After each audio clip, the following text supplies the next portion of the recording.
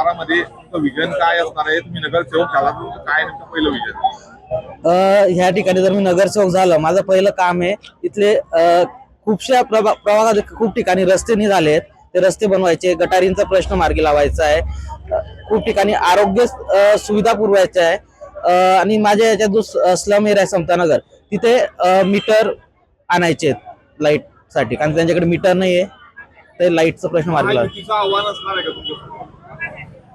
महायुतीचं आव्हान नसेल असं मला वाटतंय, कारण महायुतीने जे उमेदवार दिलेत ते त्याप्रमाणे सक्षम नसल्यामुळे मला नाही वाटत की त्यांचं आव्हान माझ्या समोर आहे, आणि मी नक्की विजय होईल यावेळेस. त्या ठिकाणी निवडणुकीच्या रिंगणात आहे, काय वाटतं तुम्हाला? माझा मुलगा उभा आहे रिंगणात, तो नक्कीच जनतेच्या सेवेसाठी आहे आणि तो नक्कीच निवडून येईल हा माझा विश्वास आहे, आणि जनतेचा विश्वास त्याच्यावर आहे, तो नक्कीच निवडून येणार आहे. का निवडून यावं तुमच्या मुलाने? काय केलं त्याने? माझ्या मुलाने जवळजवळ तो 15-16 वर्षाचा असताना पासून ह्या भागात काम केलेलं आहे.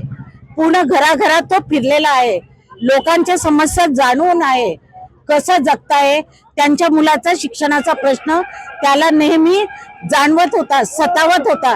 हे लोक कसे जगत आहे, यांच्यासाठी मी काही करू शकतो का, मला नेहमी विचारायचा. मी म्हणायचं मी तुला इंजिनियर केलंय, तू चांगली नोकरी करून स्वतःचं आयुष्य जग.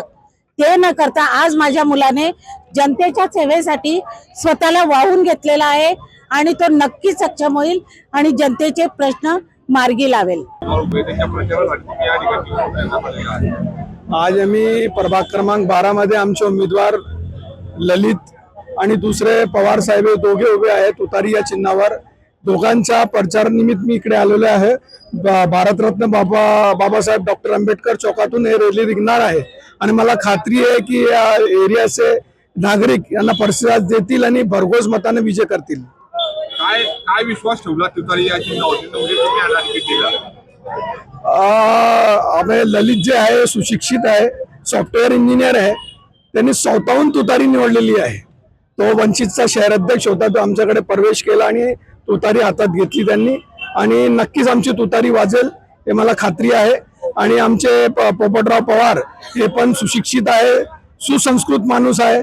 आमच्या पार्टीने सर्व 21 उमेदवार दिलेले आहे, सुसंस्कृत सुशिक्षित माणूस आहे. एकही गुंडाला आम्ही तिकीट दिलेलं नाही.